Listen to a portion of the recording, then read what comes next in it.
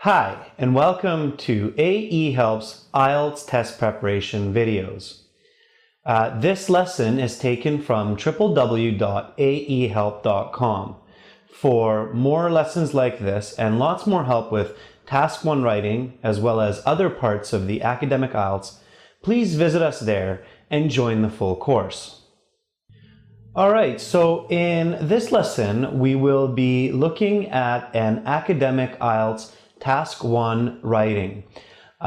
In this example, we will be using a more complex combination of multiple graphs. A lot of the academic IELTS exams for their Task 1 will have more than one graph in the question. So, for example, they'll have maybe two bar graphs, or a bar graph and a table, or a line graph and a pie chart, multiple pie charts. And your job is to write at least 150 words which describe the graphs and make comparisons where necessary. So again, this material is coming from aehelp.com. We are looking at writing Task 1, and the question that we will be looking at uses two bar graphs. So let's have a look at it now. Writing Task 1. You should spend about 20 minutes on this task. The graphs below show the number of visitors to two cities in a given year. Summarize the information by selecting and reporting the main features and make comparisons where relevant. Okay, so the first part that I'd like to talk to you about is just some simple instructions, strategies, and tips that you should practice at home and also during the exam to help improve your score. So again, this is IELTS academic IELTS Task 1, multiple graphs. So my first suggestion to you when you see this Task 1 type question is don't stress. A lot of students, when they see that, oh no, it's not just one graph or one chart, but two or three, then they start to panic, they start to feel nervous and anxious, and that really makes it difficult to concentrate and write a strong essay. So number one is stay calm. And use step by step thinking. So again, as in previous videos, even when you have multiple graphs or charts, just relax, stay calm, and you're going to write exactly the same three sections or three parts as if you just had one diagram or one bar graph. So remember again from previous videos that you need to write a description, which is about 2 to 3 sentences, an analysis, which is about 8 to 10 sentences, and then a conclusion, which is about 1 to 2 sentences. So same structure as with any Task 1, which means A, you need a description,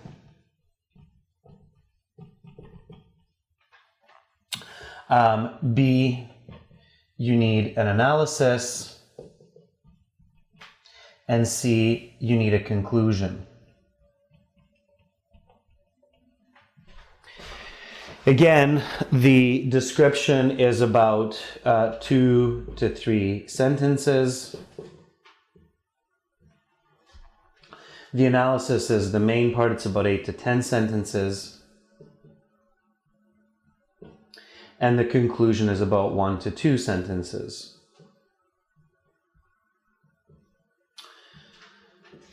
So now let's look at each one of these parts for multiple graphs separately, and then we will write the example essay, and then you will have a very clear idea of what you need to do when you have these multiple graphs so that you can get a high score. All right, so let's take a look at the description part of this multiple graph and go from there.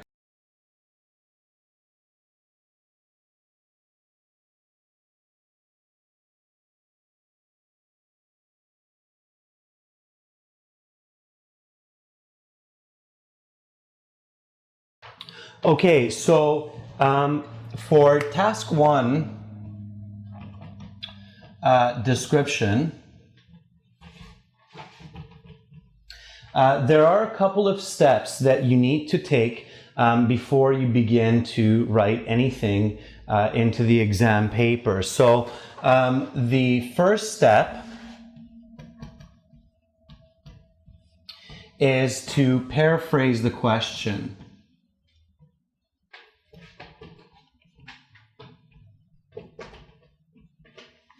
Again, this is very similar as what you do in task 2. So take that 30 seconds or that 1 minute and paraphrase the question in your own words.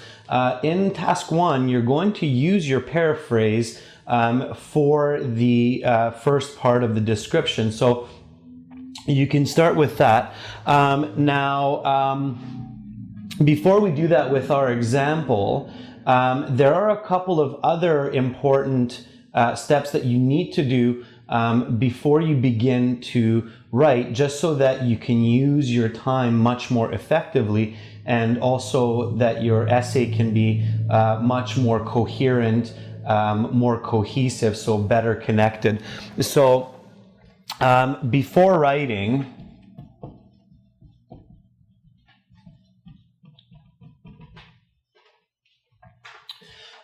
look at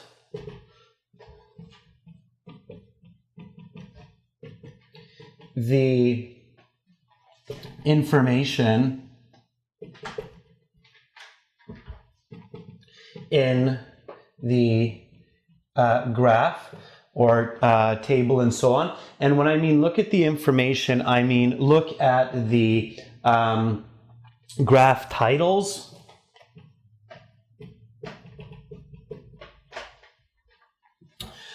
So look what's written above each graph. Look at the axis titles.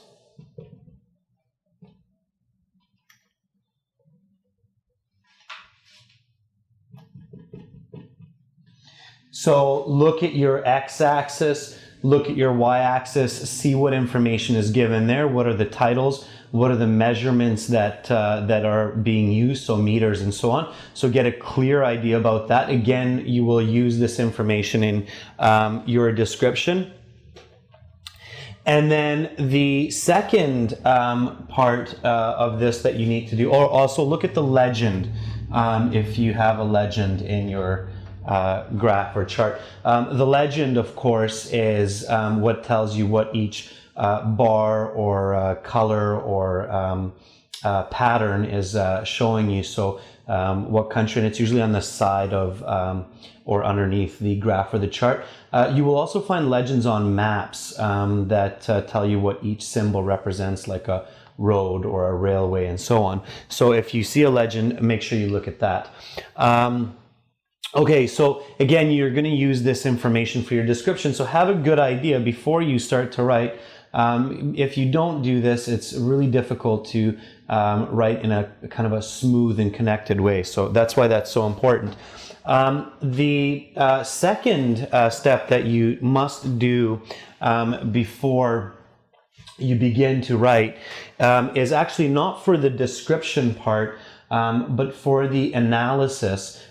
So what you want to do is indicate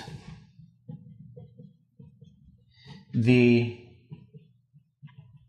points of comparison from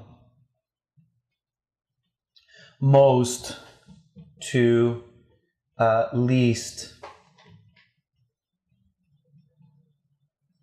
important. Okay, so again, when you're practicing at home, what you want to do is, before you write anything, first of all, look at the information in the graph, so the graph title, the axis title, the legend, and so on. And then the second step is to indicate the points that you're going to compare. So that you need to do before you begin to write the description.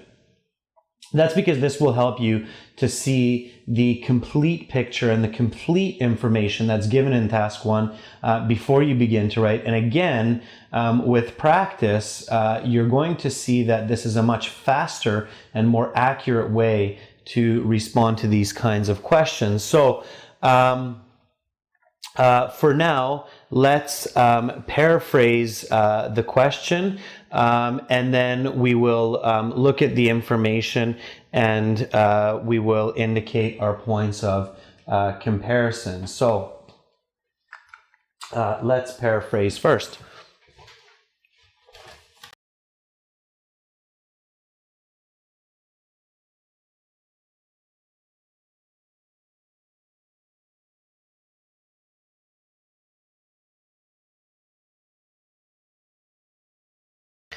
So again, this question that we're using reads like this.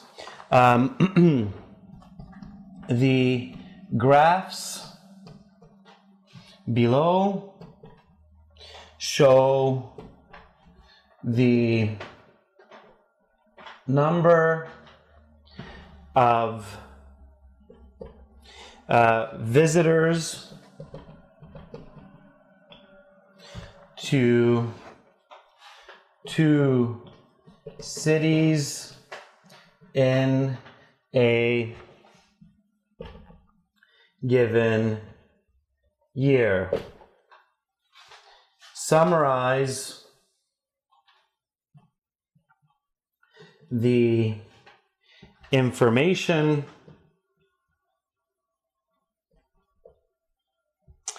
by selecting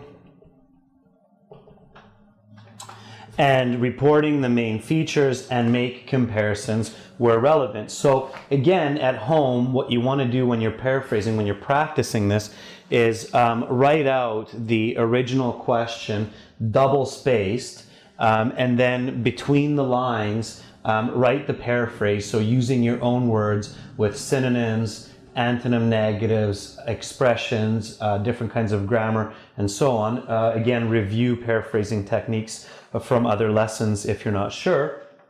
Write the paraphrase, okay? So let's do that now. So what you want to do is try to be more specific, use adjectives than the original question. So these two bar charts depict the quantity of tourists to a couple of metropolitan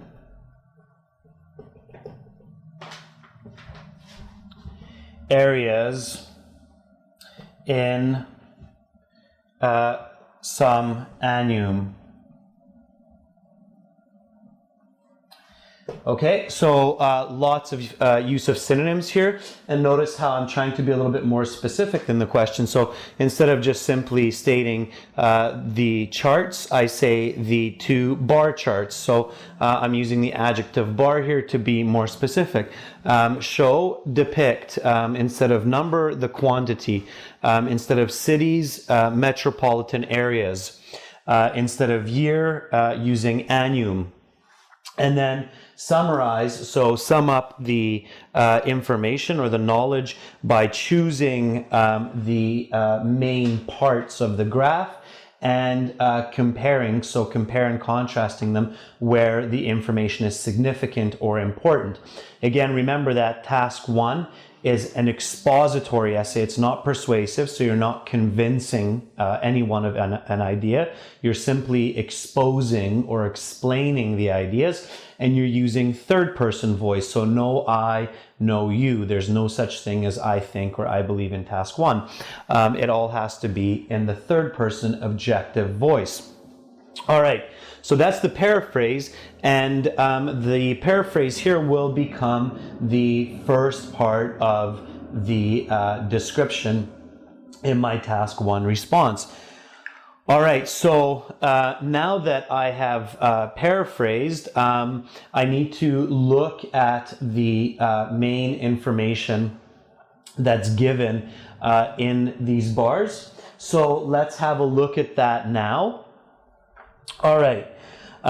So again, looking at these bar charts, when we look at the first bar chart, we notice that the main title, which of course is usually the largest, states visitors to Seattle 2012. Then moving to the left, I observe the y-axis, which is the vertical axis going up and down. And I can see that the number is from 0 to 2.5 million, and this is given or divided by intervals of 500,000 or 500,000 people. Moving on, I look at the x-axis, which is the horizontal axis, and I can see that on this axis I have the year divided into 12 months from January through to December. And then, of course, also very importantly, I look at the bars. So there's a bar for each month, and I look at the pattern of these bars. It kind of looks like a hill or a slope. All right, then I go on to the second bar chart. I notice that the title here says Visitors to Niagara Falls 2012. Again, I move to the y-axis. I observe that this y-axis goes from 0 to 4.5 million with intervals also of 500,000. And then I notice that the x-axis is the same as for the previous or the above bar graph, going from January to December, the months of the year. And then last but not least, I observe the bars, which again seem to show a similar pattern to the previous bar graph with some variation in the October, November, December months. All right, so now that I've looked at the main parts of the graph, I feel confident that I can write the description. But again, before I write the description, I want to indicate my points of comparison that I'm going to state for the 8 to 10 sentences in the analysis.